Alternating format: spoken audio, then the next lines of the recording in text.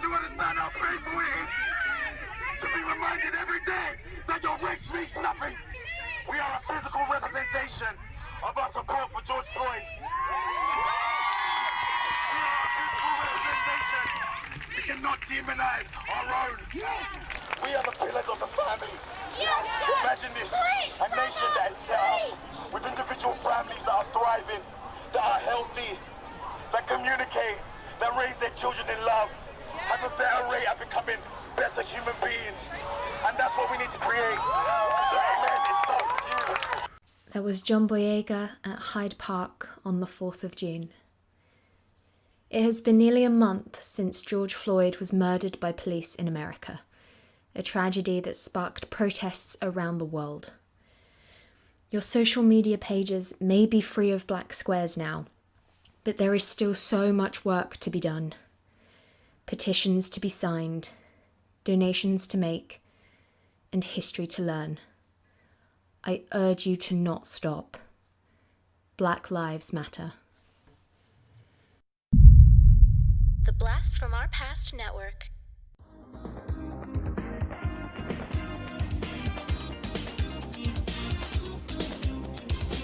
Hello and welcome back to Why This Film, the podcast where we pick a movie from your childhood and have a chat about it. I'm Emily Slade and welcome back. You watched it so many times before and now you're gonna watch it again. But it's been so many years since you last saw it and now you show it to your friends and they're like, what? What am I watching? Why What is this? Why this film? And I'm joined this week by Becca. Hello. Hi. Hello. And your chosen movie is A Bug's Life. Yes. The IMDb breakdown: a misfit ant looking for warriors to save his colony from greedy grasshoppers recruits a group of bugs that turn out to be an inept circus troupe. Why this film? I think the first thing that came to my mind when you said a Disney film was this film. Mm-hmm. It was either this or Toy Story, and like Toy Story is kind of famous. Yeah, so true. Literally everyone loves it, and they've made however many now, even though they keep saying they're not going to make any more. And to be honest, the most recent Toy Story completely disappointed me, and I think they've ruined the storyline. No, I don't want any spoilers. I feel like I might give too many spoilers. But I was literally like, you can't do this to the storyline.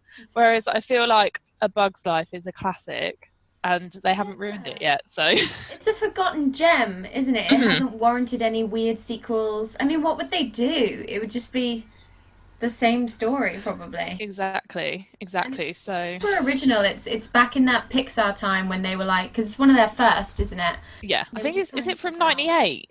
98, Yeah, I think? 1998. Pixar themselves sort of came around in like 89 time, I think. So this was definitely one of the first, obviously famously competing with Ants. That DreamWorks had just put out a new company. I never got into that. Ants As much as I love this film, Yeah. I just didn't like it. I didn't think it was as good. The ants are scary as well. Yeah, they're really... And it's like, why have you cast Woody Allen as your main ant? Whereas in this one we've got Dave Foley, who we all know and love from such classics as Drunk History and...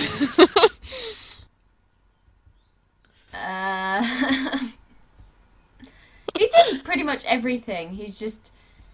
I think he's just one of those people. I think the point is that it's just very original. And like it's the first one that I remember watching on videotape as well, like having to rewind it back all the way so you can watch it again and you kind of already know what's happening, which is another reason why I chose this film. So don't ever really remember doing that with any others. Maybe the 101 Dalmatians I remember watching a lot and having to really re-record all of it or like unwind all of it. But no, the Bug's Life one is the first one I remember, and I think it's funny like rewatching it because when I rewatched it I was like, oh, I forgot this happened and I forgot that happened, and then all of a sudden like the music, you hear it again and you're like, oh yeah, and then you haven't watched it in like however many, like 18 years, but I still remember it. So It was insane how much I remembered, like, the quotes of the movie and the characters of the movie. And I'm the same. Like, I'm usually pretty good at rewatching stuff, but this is one that I hadn't, because we never got it on DVD. Yeah, same. Our VHSs. We just never rewatched it, unlike Finding Nemo or Monsters, Inc., which we did. So it kind of got lost in the sands of time, but it was, obviously, we all got Disney Plus. Obviously we did. So I bought the DVD. I haven't got Disney Plus. So I was literally looking for it for everywhere, because it's a Disney movie. The only way you can watch it is either Disney Plus or buy the DVD. Yeah, so I bought the very DVD. sneaky. Yeah, it's really hard actually to find old Disney movies. I didn't realise how difficult it was. Oh yeah, it's so hard. And then when you do go and try and get the DVD, it's like, that's $15.99, please, and you're like, fuck off! It came out in like 1940. Yeah, why is it not £3? That's what I was like. Why is this not So £3? Why am I spending a tenner on this? But it was worth it. It was really worth it, because it's so funny your like perspective from a child to an adult, and things that you could terrify me about that movie. I'm like, oh, okay. What used to scare you? Was it Kevin Spacey? His character scared the absolute shit out of me. Watching it back, I was like, it's not even that scary. Or like, I think, you know how they got the grasshopper sound of the flying? Yeah. Sounds like a plane flying over. It doesn't actually sound like a grasshopper. So like, they were like funny of how they did the music and stuff like that, and it really like scared you. And I don't think I ever fully comprehended their plan as to how to beat the grasshoppers as a kid. Yeah. It made no sense to me. Yeah. And now I'm like, oh, okay. Ah. Yeah. I think because I was just like terrifying. 4 when I used to watch it, and so you don't really get it, do you? This is the So thing. I remember going to the cinema to see this, and I remember all of us at one point ended up on someone's, because I went with a group of people, and we all ended up on a parent's lap.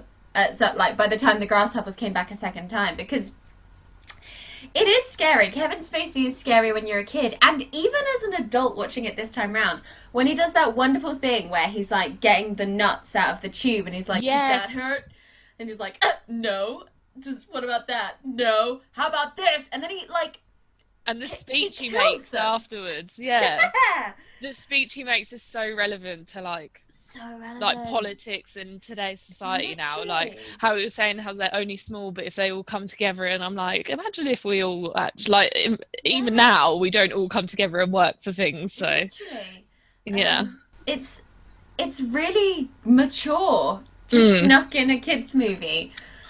Yeah, it's a bit like SpongeBob and Simpsons. There's always like more adult things within the kids movie, isn't there? So You don't realise. yeah, like until you watch it back, you're like, oh, okay, I get it now. I forgot how I know what else used to scare me. The grasshopper that was like the one that was a threat that they had on the one that was lead. like a dog, yeah. Oh, what was its name? Thumper. Yes. That used to scare the heebie-jeebies out of me as a kid He's as well. horrible. He's like, because you've got the grasshoppers and they're a normal species, and then for some reason this one is like feral. Yeah.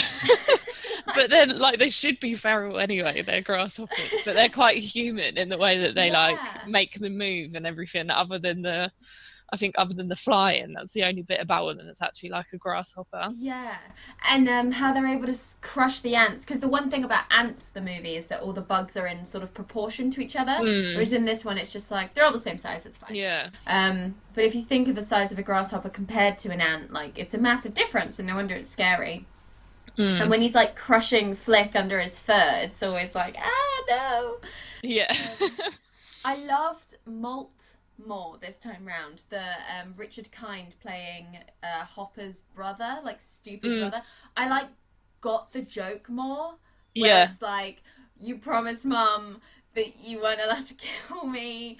So he like takes all of his anger out on other people, and like it's just really funny that you just it went completely over my like as a kid I was probably just like funny because he keeps hitting things. I noticed that. I made a note of that when I watched it back. I was like, oh, he's way funnier now, because he was just kind of like stupid and would like fall about and a bit clumsy, which is funny to a kid, but actually like what's being said is funny as well. But it's another thing that you don't see the perspective of when you're a child. So it was wild, because I think that when I watched it back, it was the first time, it must have been like 18 years since I'd watched it, if not more. And I was like, oh my God. And the storyline gradually came back to me as well. Yeah. One thing I completely forgot about was the first encounter with the bird. that gave them the idea. Yeah, where they use Heimlich as bait. Yeah, Yeah. that completely, I forgot about that bit completely, and that's the idea of using the bird as the bait, wasn't it? Yeah. Or like as the thing to scare him off. So I was really like, oh yeah, that makes sense now. And then I never understood what those like big crevices were as a kid either, in that whole bit where they use Yeah. them as a bait, and it is just like the floor and it's Just dried up cracks because it's in the summer. floor. Yeah, yeah. But I was like, as a kid, I was like, oh my gosh, they're on a cliff, and now I'm like, oh. Yeah. It is all relevant, it all makes sense. Mhm. But the tree is really iconic as well around that scene. The, I forgot the that. whole island is like, I'd completely forgotten that they used a bird. I kind of completely forgot the story. Like, I forgot that they had to go get heroes to help them fight the grasshoppers, and they end up accidentally getting circus like, obviously, as I was watching it, I was like, yeah, A Bug's Life. But sitting down to watch it, I was like, what the fuck is this movie about again? Yeah, but I never remember the circus animals being circus animals. I remember them being the heroes as a kid, which is something that you also don't have that perspective of. I remember them being like, yes, they came and they came up with the idea and they were the heroes, and actually they just blagged it. They blagged their way through the whole situation, which made me die with laughter, because I remember thinking that, like, yeah, that they were really the people. And as I watched it back and how they found them in the city and stuff like that, and I was just like, oh, okay then, yeah, it was just a massive fluke. It's so clever. I'd completely forgotten, or I like didn't appreciate the countryside bugs compared to like the city bugs, and how they create like Times Square almost with like cans and I thought that was funny. Oh, what was it? I think I wrote it down because it was really funny. They get to a bus. Yeah, there you go. The bus pulls in, which is just like a big centipede or millipede or something, and he's like, next stop, we're going past the dead rat, and just like little really throwaway gags like that. I mean, one thing my sister and I always quoted when we were younger was, Harry, no, don't look at the light. I can't help it. It's And so when that came around, I was like, yes. And that was still just as funny, that bit. So funny. Just so clever. When he first walks into the bar, you hear someone in the background going, hey, waiter, I'm in my soup. like stupid shit like that. And the bar's a can of beans or whatever it was as well. But I remember it being a bar, like an actual bar as a kid, not just... It's so clever. I really do like the use of objects, as we've said about the city, and then also how the ants use like Flick's whole outfit is like a curled up leaf, and like all of the stuff that they use is like made out of nature. And his like binocular, but it was just like a rolled up leaf with a water droplet in that he gave Dot. Dot is voiced by Hayden Panettiere, is that how you say her name? The cheerleader from Heroes. Oh, okay, yeah. Which I never knew. I never knew that was Julia Louis-Dreyfus as Princess Atta. Obviously Richard Kind, David Hyde Pierce. So like incredibly good cast. Bonnie Hunt, John Ratzenberger, all the people you'd expect to see there. But still not. I'd say Kevin Spacey is probably the most famous person in there. Possibly. Didn't age too well though. No, he did not. His character was very relevant now. But no, it's a good voice cast. Obviously, there's no songs because it's a Pixar. But you've got Randy Newman doing the music. I think the music's really, it's not one of those films that needs a song though. Like it doesn't, the music itself, like that goes along at the start when you see the tree and everything, I think is like the music as a whole and all the sound effects are really, really effective. Like how when the grasshoppers are flying, it sounds like an aeroplane, like a scary aeroplane and stuff like that. And it's like they're starting a motorbike and then they're when the beetle flies as well. Yeah, the beetle from the circus, because it's proper like it's a helicopter or something. Yeah. It's really cute, really like inventive little creative moments. It's so good at building atmosphere. When the way they introduce the villains, the way they introduce the grasshoppers, the way that we're underneath in the anthill and like you just hear them above, like it's just that used to scare me so much, that bit. And when they come through the atmosphere and you're just like, you hear them in the distance and then they just like bam, they're in the anthill. And you're But then it they lighten the mood again for a kids' film because his brother, Hopper's brother, like tries to fly up and then he hits his head and then it's funny again. And then you're like, as a kid, you're like, yeah. Yeah. Completely break the tension again. And they do that a lot. They do really good reveals. They do really good, like, they manage to make the bird really scary when, and I mean, Hopper's death, just to really skip to the end, is horrific. As an adult, actually realizing what I was watching, I was like, oh my god, like, you're seeing him eaten alive. That's probably one of the harshest deaths in a Disney. But then I think that was the thing, you don't separate the fake bird that they created to the real bird as a kid. Yeah. That's one thing I realised, is that the fake bird was just as, like, scary to him as the real bird was. And so then, like, I never made that connection that they'd made a bird to scare him, and then he thought it was just another bird that they'd made, but actually he was being eaten then. That's where they're good at building the tension, because the plan nearly failed, didn't it? Because the kids couldn't move the rock. Oh my god, and that's terrifying as well, because it's fucking the, what's his name? Ham from Toy Story. Oh, yeah, the voice. John Ratzenberger as P.T. Flea. Oh, I've just got that because it's B.T. Barnum. I'm an idiot. So yeah, it's P.T. Fleet, who, like, by all rights shouldn't be there, but it's so clever to put him there to reveal it's just a well-written story. He reveals the circus animals for what they are, and then he tries to take them back with him, and then him escaping, and then he sets the bird on fire, which is fucking dark anyway. Like, he's a real live animal, and he's just like, I'm gonna set it aflame. But then it's even scarier because it's full of all the little ant girls, because they've got they're like the little girl guides or something, like bug brownies. Oh, it's like Dot's crew, isn't it? They put, like, the leaf on their head. I can't remember what the name was. It was like something. Dot's little crew. Which is cute because they obviously make Frances, who's the ladybird, leader of their little girl group. Because I don't think I really got that as a kid, and I don't really know. They don't push the joke. They don't bash the joke over the head too much. Obviously, the joke is that the ladybird is actually a man. And it's sort of like a running theme, but it's a running theme that also influences a lot of the storyline, so it kind of works. He's voiced by Dennis Leary, who's Diego in Ice Age. Oh, okay, yeah. Which is great. Never got that as a kid. It's weird how you don't, like, ever connect the characters, because they sound so different per movie. Yeah, they really do. I think that's why Kevin Spacey is the only one that really stands out, because he just sounds the same as what you would. Like, or maybe the guy who voices Ham, he sounds pretty similar. I clocked that one.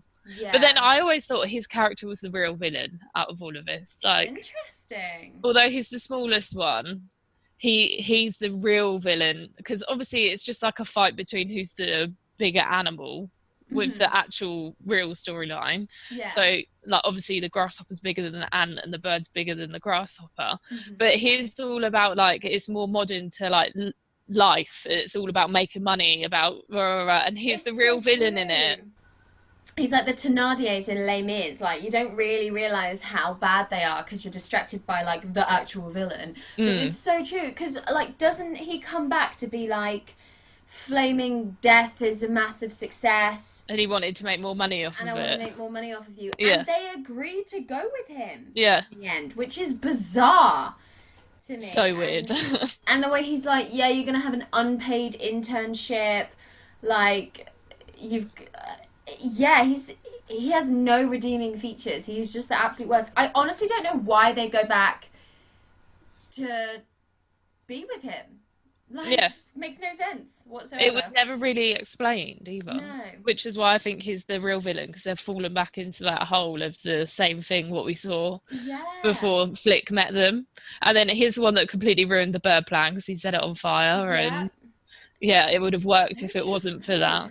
You got a case there. You got to write an essay. You literally the real could. Villain of A Bug's Life. It's not Hopper. he came to his end. Who was your favourite character as a kid, and did it stay the same as an adult? I think my favourite one was Flick. as a kid, just because he's the main character and he's kind of like funny and clumsy. I think it's changed to the grasshopper, that it was just like his brother. What was his name? I can't remember. Molt. Yeah. Yeah, I wrote his name down. I can't find it now. Absolutely same. Because it was just more the adult jokes, wasn't it? It was just funnier. It's so true. Like, and I think you appreciate, as you pointed out, the cleverness of how he managed to ride the line of both generations of humor. Like, usually you have one or the other in different characters, but he was both at the same time. I was the same. I think my favourite character used to be Gypsy Moth, because she was the pretty one. And like, yeah. But now it's Molt. I also just love Richard Kind. Gypsy Moth is the butterfly. She's voiced by Madeline Kahn, who is, if you've ever seen Clue, the movie. No, I haven't. She's white in that. She's in Blazing Saddles. She's so funny, and she doesn't really get to do much here. That is one thing I noticed. They sort of all not blend into one, but the circus creatures, you don't really get to know them very well. No.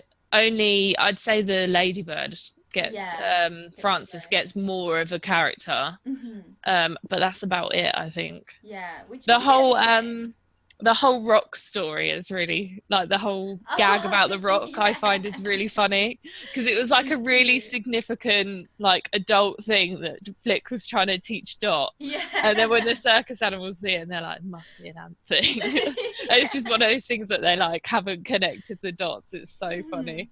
That's what she placed in front of him, wasn't it, to get him to come back to the colony or something? Yeah, funny. He chose to explain to her, he's like, pretend this is a seed. Yeah. Blah, blah, blah, life lesson. And she's just fixated with, like, but it's a rock. Like, it's a really great bit of comic timing. And then to convince him to come back, she puts a rock down and goes, pretend it's a seed. And then, of course, at the end, the circus people gift the ants a rock, and the ants are they're all like, what? Must be a circus thing. Yeah, and they said the exact same thing. Yeah, I thought that was quite funny. No bit of it is wasted. There's not a dull or dud moment. There's no sort of... you can't, because it's Pixar, so obviously it's better than most movies anyway, but you do compare it to something like Minions or any of the new Smurf movies or anything like that that's also aimed for kids, that if we'd just been born a little later we would have had to have endured as our cinema trips. There's so much stuff that just happens in those movies where there's just mindless, like, slapstick or scenes where just nothing happens, very thin, flimsy plots. This movie has so many layers to it. It's the ant and the grasshopper, like, little, it's not a fairy tale, it's like a little... Battle of life. Yeah, kind of thing. Then you've got all of the things Hopper says about, like, control and power and revolution. You've got the inventive, progressive side coming into traditional values. You've got, like... differences between species and, like, the idea of artists. Like, I loved all the, like, actor jokes that the circus people got to have. The story's really quickly, it moves quickly. Yeah. I thought it was a much longer film, if I'm honest. When I first went to watch it. Yeah, because I was like, oh, this... Because, you know where he spills all of the food? Yeah. For some reason, I thought that happened later on in the movie. I was like, oh, that takes like 20 minutes to happen. And it literally is like the first thing to happen. Yeah. And then it's like he has to go and find these people, and then he finds them, and then they come back, and then they realise why he's come and found them, and there's been a complete misunderstanding. Like, the whole thing where the kids play out what they're going to do is so funny. But I like how they're still really PG about it, with, like, all of the death and everything. Like, they completely skip that bit, and then they're just like, and we win. But, like, all of the circus animals' faces are like, oh my god, what are they like? It's so clever at being gory without being gory. The use of, like, the red berries. Yeah. And it's because it's prefaced all the time. So when the bird is flying around and all the grasshoppers are freaking out, the ants, it constantly cuts to the ants, like, smirking and smiling at each other knowingly before they, like, cover themselves in red berries and are like, ah, my eye! Yeah. Which makes you as a child audience feel safe and fun and enjoy Yeah. it as well, instead of like, that's horrific, because it just look gross. Yeah, because they're trying to be gory and trying to Yeah. make it convincing. One thing that I never connected the dots with was the rain either. No, I never understood why they were frightened of the rain, but now But now I guess get it's it. just because they're ants. Yeah, yeah. Like they Yeah, should be underground when it rains. They Yeah. shouldn't be out because it can just like hit them. But then also the grasshoppers were scared of the rain as well. I don't know if you noticed. Yeah. I guess because you think about bugs, you don't really see bugs in the winter. No. And like, yeah, that makes sense now, and it gives it a good timeline and a deadline as well. Mm. I completely forgot that you think it's ended. You think they've killed the bird, they've like set fire to the bird, then the rains come. I'd completely forgotten that Hopper grabs Flick and takes him elsewhere and like has to continue the story. Everyone has their own, even though they're not necessarily fleshed out majorly, every character has their own little arc. Like Dot has her sort of getting wings and making them work, that's tied into the story in a way that works and makes sense and progresses it. Princess Atta becomes queen at the end after like a day of training. Whatever. I'm sure that's how it works. So she's going through that. Obviously, The caterpillar. The caterpillar becomes a butterfly. And I feel like Francis kind of owns his ladybird Gets name a bit better. Yeah. Because all the kids really suddenly love him. Ooh. Which is like, that sort of storyline is way before its time as well, if you think about it. Yeah, man. It's basically being like, fuck your toxic masculinity. You can be anything you want to be. Don't be ashamed of sensitivity and femininity. Which is really great.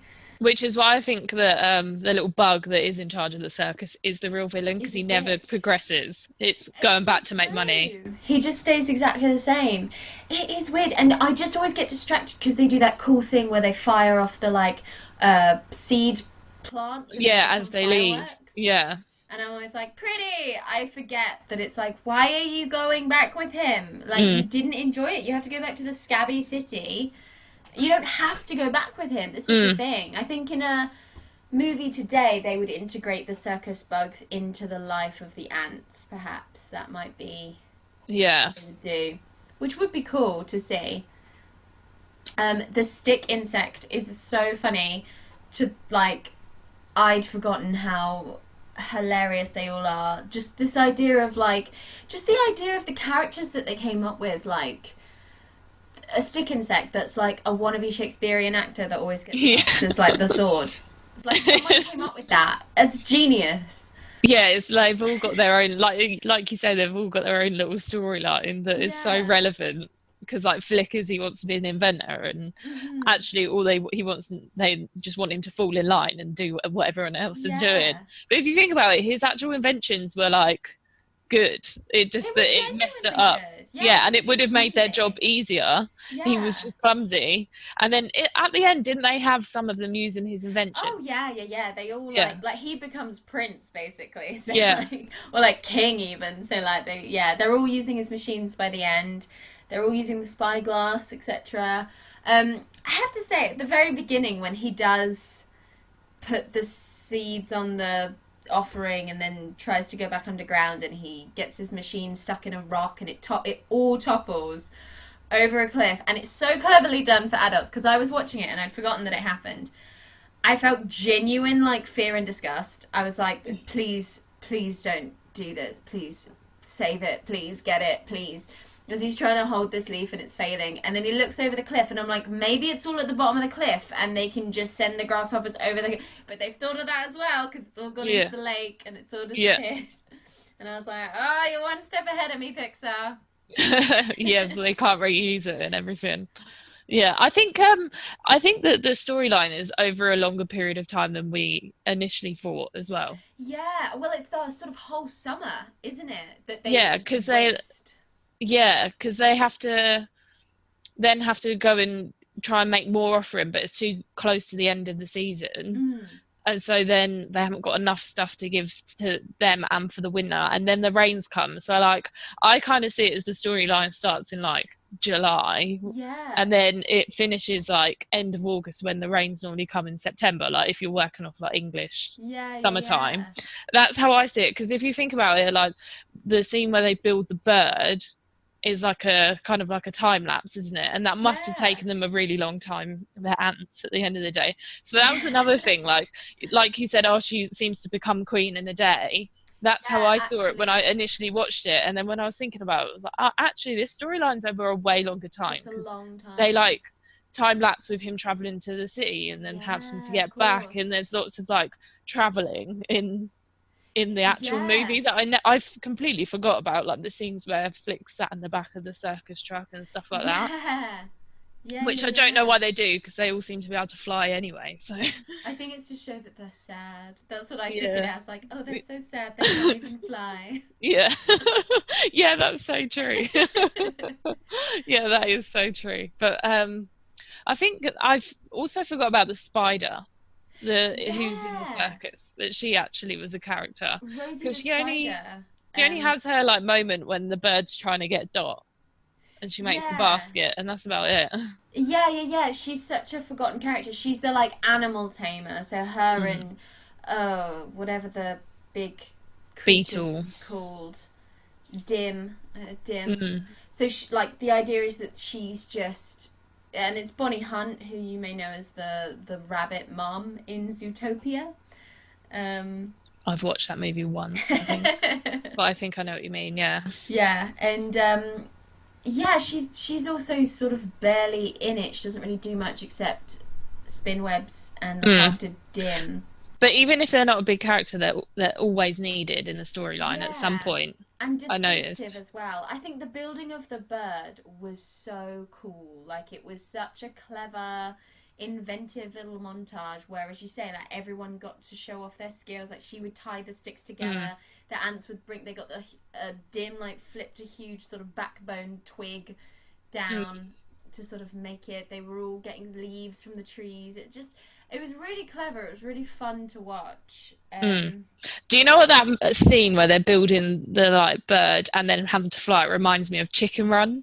Yes, I was. You know, when they have to build the plane, and they're all in their little, and it reminded me so much of Chicken Run, because I was like, where have I seen this sort of scene before? Yeah. And it was that, and I was like, oh yeah. Because you know what else they have? They also have the like, two main characters are slowly falling in love montage alongside the building of the thing montage. And I think Rocky and Ginger are making eyes as much as Atta and Flick are. Yeah. It's clever.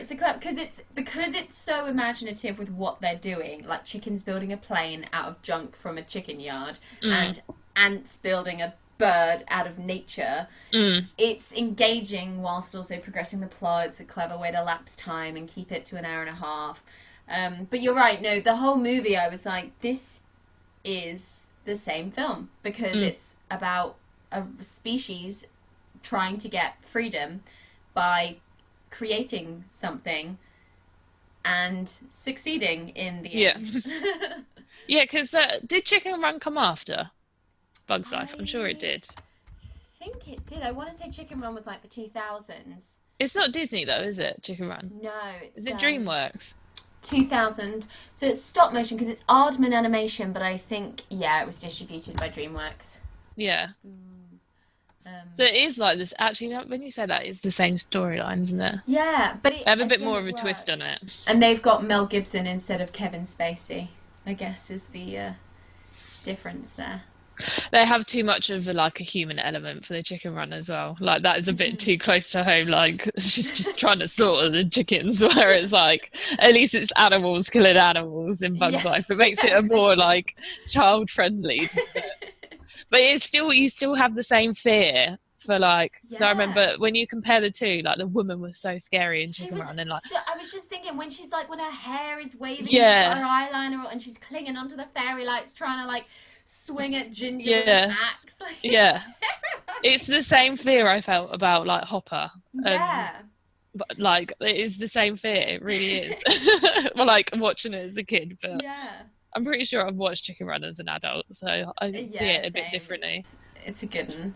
Mm. This is the first movie that I can remember seeing fake bloopers for the first time. Yes.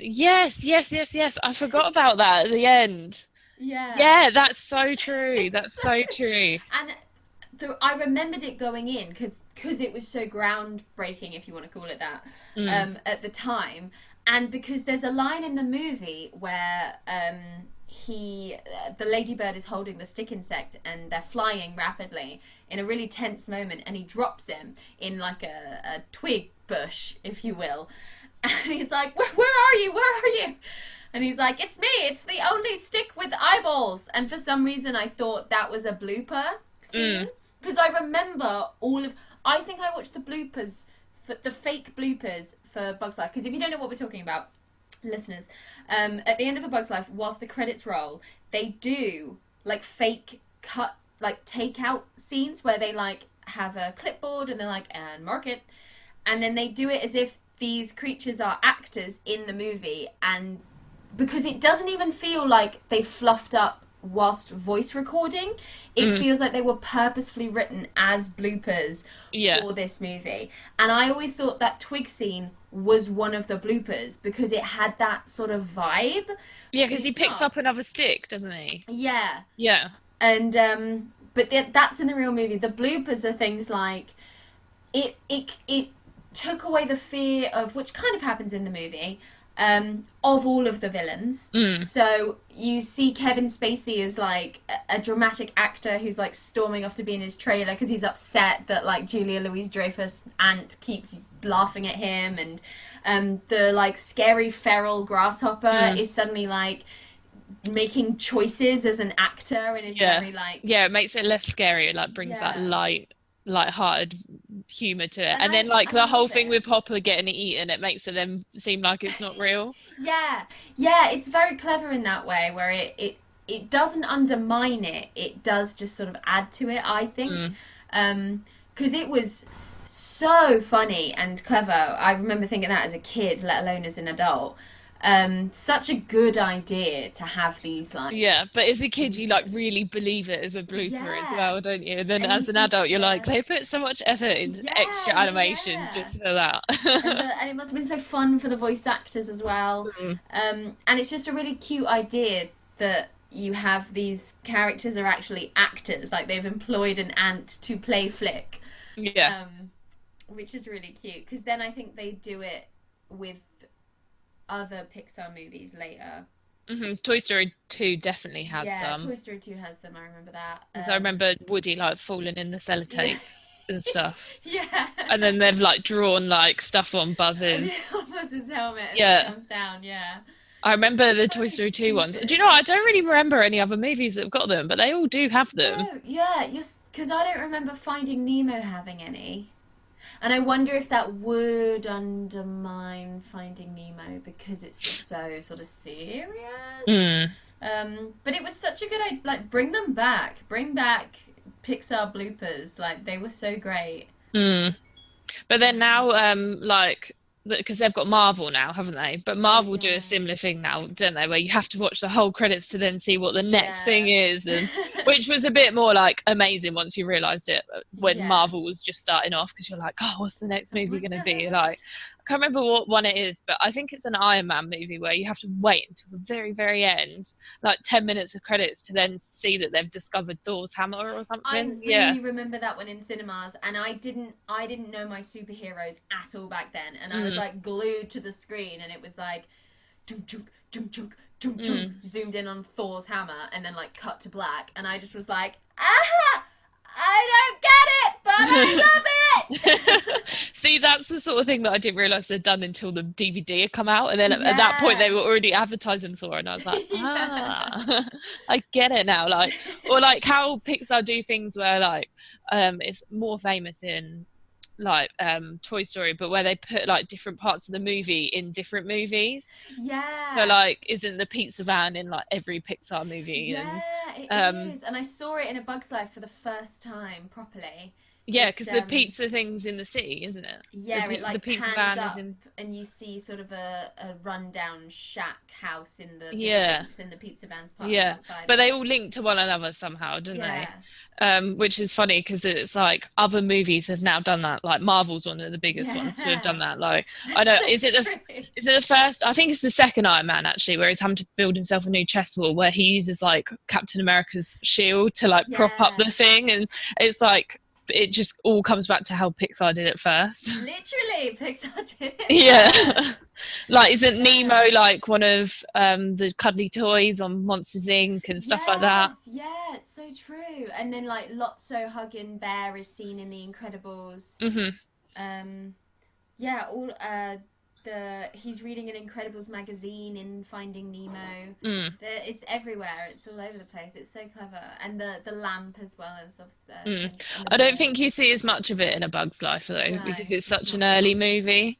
It's more like everything like links back to A Bug's Life in some way. Yeah, it's so true. What's funny, I remember one of the Toy Story 2 bloopers is Flick and Heimlich on a leaf. And they're discussing how it's really exciting as they're about to film A Bug's Life 2. And then one of them's like, I don't think this is our movie. And then someone yells action and Buzz karate chops through the leaves. And they but isn't that funny how, like, because there's a line in Muppets Most Wanted that says what they want us to make a sequel whilst the studio wait for Tom Hanks to make Toy Story 4. Toy Story 4 is now out on DVD. And, like, this song was written years before Toy Story 4 was even a concept. Whereas A Bug's Life 2, being referenced as a blooper in Toy Story 2, never, ever, ever came to fruition. And I think even now, if they were to do it, you just couldn't. What would you make it about? But then I used to say that about The Incredibles. I didn't think it warranted a sequel whatsoever. I've never seen Incredibles 2, and I really want to. But then I feel like it's a bit like Finding Dory. It's a bit of a letdown. It's just the exact same story. This is the thing. It's a bit like we didn't. This is what I feel about the new Star Wars franchise as well. That's like, fair. I think this is why A Bug's Life is so iconic, because they've just left it in such a good storyline. Whereas, like, I feel like the new Star Wars trilogy is just the exact same storyline. And they tried to get away from that, and then everyone was like, no, we want the same thing. Yeah, because like with everything going on, all of the Star Wars movies have been on, and the first one that they released that I went to go and watch in cinemas, I found a spoiler online about Han Solo dying anyway, so it completely ruined the film for me. Like, my parents come down, they're not into movies at all, and they were like, oh, is this a new one? I was like, yeah. And I was like, well, here's essentially Darth Vader, she's essentially Luke Skywalker, here's essentially this person. It's the exact same storyline, which I feel like you can't make another Bug's Life 2, because it will be the exact same storyline. It would be like, you can incorporate everyone. Yeah, maybe. But then it'd be like her learning her sister's role, which is what's already happened. Yeah. And like, what villain are you now going to put in? Like, what is it going to be? Well, it'd be another species of bug or something, wouldn't it? Yeah. Like the birds versus the ants or something. Yeah, so I think it needs to be left as it is. Like, it's true. And it's a shame, because what it means is that it does tend to be a bit forgotten. But that's probably the best. Like, I'd rather people suddenly remember that A Bug's Life exists than us having to witness like A Bug's Life 5, Flick's Revenge, and it be ruined. And yeah, exactly. So I think that's why watching this movie which is, I'm so glad I chose this one over a Toy Story, because I'm like, actually, like, a Toy Story is completely ruined for me now after Toy Story 4, and like, this one's never been ruined. It's still like, oh, that bit's really funny, and that bit's really funny, and that bit's really iconic, and the tree's really iconic, and stuff like that. It's never been ruined, because they've not tried to rinse it too much. Yeah, but it's like I wonder why they've never chosen to do it though, because they've done it with others. Maybe it wasn't as successful financially. Or Maybe. I mean, but when you mention it to people, they're like, decent film. Yeah. And it is. And like, no one's ever suggested coming on with it before, but so many people I get people to suggest like 3 movies if they can, because then I'll try and pick the one that I haven't seen. The amount of people that have suggested Toy Story or Toy Story 2, Toy Story or Toy Story 2, Toy Story or Toy Story 2, and every time I'm like, no. Because it's just, I will do it one day, and maybe it'll have to be a group thing where I get everyone that's ever suggested it to come on and talk about it, because it is iconic, and it did shape a lot of people's childhoods. But everyone knows it because it's just constantly pushed out. When Primark are doing nail varnish for Toy Story, you know it's too big. Yeah. I've never seen a nail file with Flick's face on it. No, yeah. And you don't see like pajamas with a Bug's Life on or anything and stuff like that. At the time, what is that? Like, it's the sign of a good movie, I think, when there's very little merchandise, because the only thing that I do remember, but this was like back when had just come out, is my brother had a Hopper toy. I remember that. And it was like a motion sensor toy that would like shout stuff at you as you walk past, and it used to scare the living daylights. And he used to put it on his shelf, and because it was like back in like the early 2000s, it wasn't very good. Like the motion sensor was awful, so it would sometimes go off and then sometimes not go off, and he'd be like, ah. So there was a few things out, but not like crazy like there is now when there's new movies come out. Like literally Finding Dory, because I'm a swim teacher, so much Finding Dory stuff was out there, and I was just like, what the hell? I can imagine. That's such a good go-to as well. Like, Finding Dory, quick, put it on all the swimwear. Yeah, literally, and they like made whole things about it and stuff like that. And but like, there's nothing for Bug's Life. Absolutely nothing. Like, because there was nothing for Mulan when it first came out, but now that they were gonna re-release it as a live action, suddenly everywhere you can't move for Mulan merchandise, which I'm really happy about because I fucking love Mulan.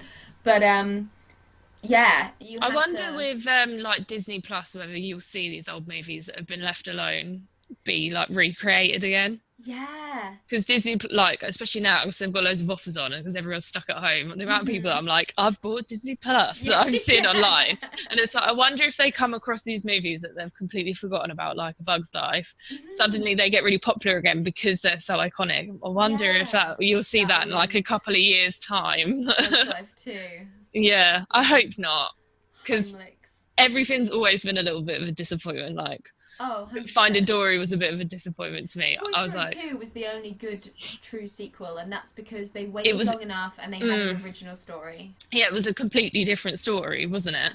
I suppose Toy Story 3 was still quite good because, again, it was a completely different story, and it grew up with the people that would have watched it when it first came out. Here for it. And I felt like they left Toy Story 3 at such a good like ending that it was all going to go off again. It pisses me off that they made a Toy Story 4. Well, they always said they were never going to, didn't they? Exactly. And then they did. And I just... Because, like, some of the iconic characters are missing. And then, like, some of the new characters just aren't as good. Like, it was funny. There was bits of it that I really enjoyed. But the way that they left it, I'm not going to say because it's quite recent. So it will be a really bad spoiler. But literally, I've come home and I was like, no, I'm not happy with this. Yeah. No, because how can you remove a main character from the storyline? Yeah, I mean, hopefully they just won't make any more, but like... Even Tom Hanks himself has said, you never know. They said they were never going to do a 4, they might do a 5. So, like, if you've got the biggest person that everyone knows from those movies saying that, you're like, oh, they're going to make another one, you know it. At least with A Bug's Life, they can't ruin it. Like, we don't know what has happened with Flick and the princess, and we don't know how that relationship's unfolded, which is quite nice sometimes to not know. Yeah, exactly. I think you're right. Hopefully this podcast episode will get people to go back and rewatch it, but not to get the studios to remake it in any way. Yeah, that's so true. We don't actually know whether Hopper died either. No, could just be, because that's what I feel like they would do with number 2, is that he would like come back or something. But he'd have like one arm missing. Yeah, like a broken wing and stuff. Yeah. I reckon they could play it along that line, but please don't, Disney. Because they kind of already did that. He had like a horrible scar on his face. And on his eye, didn't he, or something? Yeah, like a from a bird. Eye. It was from a bird. That was why he was scared. Yeah. So they already did that, basically. So don't fucking do it again, Disney. Hear us now. But one thing that I completely forgot that I didn't even click because it's been done so many times now is the end bloopers. I completely like. I was watching it and I didn't even click it. Like, it didn't faze me because it's been done so much now. Yeah. So I was a bit like, because Monsters Inc. definitely has it. Oh yeah, because they do the whole musical, don't they? Yeah, and there's more like, oh, I've forgotten my line and stuff like Monsters Inc. Yeah. with Sully and Mike, because Mike's Yeah. really funny in the bloopers, I seem to remember. But yeah, no, it's just something that you get so used to now that I didn't even think that was probably one of the first movies to have done it. It was the first time I ever saw it. But yeah, thank you for choosing it. It was such a good movie. Yeah, I'm glad I chose it now, actually. I haven't spoken it through, being like, actually, it's good on its own. It's a gem. It's a little gem. Yeah. So, who are you? Do you have anything to plug? Your business? You want to plug your business? If you're listening and you're also injured, you can come and see me. I am a graduate sports therapist, so pretty much like a physio. Currently, the business isn't running at the minute. It's too dangerous, but my business is Dynamic Recovery. So Facebook and Instagram, you can find me. Yeah, just put in, or currently you can find me on Facebook for a group called Working Together.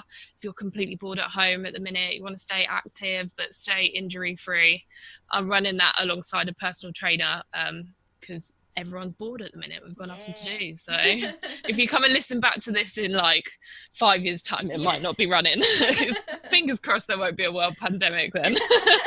We can only hope. Yeah, we can only hope that this is done in a few weeks time. But yeah, but that's my business, and that's what I'm currently working on, just to spread a bit of positivity. Yay! Yeah. It's really good. I'll put all the links down in the podcast episode information, so people can come check you out, find you through your different means. But otherwise, thank you so much. That's all right, no problem. With me. And we'll see you next time on Why This Film. Bye! Thank you so much for listening. If you enjoy Why This Film, why not head to iTunes and leave us a review? And you can now support Why This Film on Patreon from as little as £1 a month. Just head to patreon.com/Why This Film Podcast. You can find us on Facebook at Why This Film Podcast, on Instagram at Why This Film Podcast, and on Twitter at Why This Film Pod. If you'd like to come on the show and talk about your favourite childhood movie, email into us at whythisfilmpodcast@gmail.com.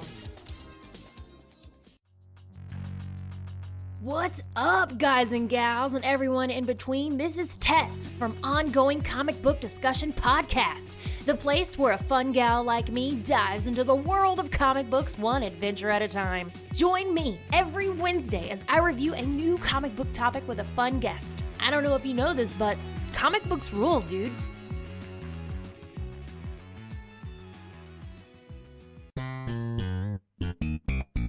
Hello! La la la. I'm Adam. And I'm Corey. And we are the hosts of Cartwright, a Seinfeld podcast. We are breaking down every single episode of Seinfeld as we watch it, reliving this amazing show. That's right, it's a trip down memory lane for all of us 90s kids out there. You can find Cartwright, a Seinfeld podcast on iTunes, Spotify, Podbean, and Patreon. La la la.